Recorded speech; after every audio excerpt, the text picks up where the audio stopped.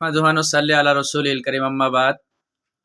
সম্মানিত দেশবাসী, এটা সারা দেশেই হয়, বিশেষ করে হিন্দুস্তান তথা বাংলাদেশেও হয়। আমাদের দেশের মধ্যে আমাদের মা বোনরা রাত্রে চুনকে দই বলে। চুনকে যদি আপনি দই বলেন, আসলে কি এটা দই? আর চুনের নাম পরিবর্তনের মধ্যে ফায়দা কি, উপকার কি? কোরআন হাদিসের মধ্যে এই বিষয়ে কোথাও কি কিছু বলা আছে?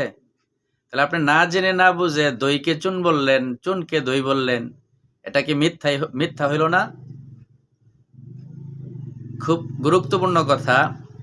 জাহান্নামের মধ্যে বেশিরভাগ নারী এবং পুরুষ প্রবেশ করবে মিথ্যা বলার কারণে। তো মিথ্যা কথা বলা কবিরা গুনাহ। আপনি রাত্রের বেলা, দিনের বেলা চুন থাকে, রাত্রে দই হয়ে যা কেন? রাত্রে এটা দই কিভাবে হয়? এটা হিন্দুদের কালচার বা তাদের কুপ্রথা, এগুলো আমরা মুসলমানরা আমল করব না। অনুরূপ ভাবে বাচ্চা প্রসবের পরে যেই ঘরের মধ্যে বাচ্চা প্রসব হয়, ওই ঘরকে গরুর লেদা অথবা চেনা এই ধরনের জিনিস দিয়ে লেপে দেওয়া, মাটিকে লেপে দেওয়া, এটা আমরা অনেকেই মনে করতাম যে এটা পবিত্রতার কারণ। গরুর লেদা এটা নাপাক জিনিস না? তো গরুর লেদা যদি, চেনা যদি নাপাক হয়, তো যেই ঘরকে লেপা হইল, তো ওইটাও তো সে নাপাক বানিয়ে দিল। নাপাক আর একটা পবিত্র জিনিসের সাথে মিশে সে পবিত্র জিনিসকে নাপাক বানিয়ে ফেলে। এখন যদি আপনি নাপাক জিনিসের দ্বারা কোনো জিনিসকে পবিত্র করতে চান, এটা কখনো পবিত্র হবে না। তাই এই সমস্ত কাজ থেকে আমরা বেঁচে থাকবো বা এগুলা আমরা বিশ্বাসে নিব না। হ্যাঁ, আপনার জরুরত পড়লে বিভিন্ন কাজ কাম করতে পারেন, কিন্তু এইটাই কাজ করে এটা বলা যাবে না। চুনকে আপনি চুনি বলবেন, দইকে দই বলবেন। রাত্রে একটা বলেন, দিনে আর একটা বলেন, এরকম কেন?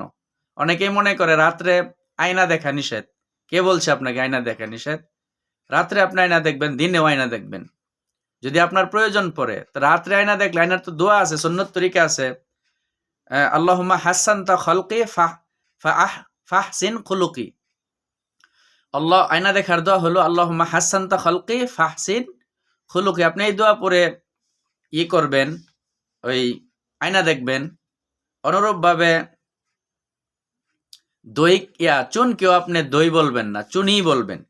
এগুলো আপনার থেকে বাচ্চারা শিক্ষা করে, এই জন্য বাচ্চাদের ইমান আকিদা সহি থাকে না। বিশ্বাসের মধ্যে অনেক ধরনের কুপ্রথা বা শিরকি অবস্থানে চলে যা। এজন্য বাচ্চাদের সামনে এই সমস্ত আলোচনা আমরা করব না, নিজেরাও এগুলো থেকে বেঁচে থাকবো। আল্লাহ আমল করার তৌফিক দান করুক।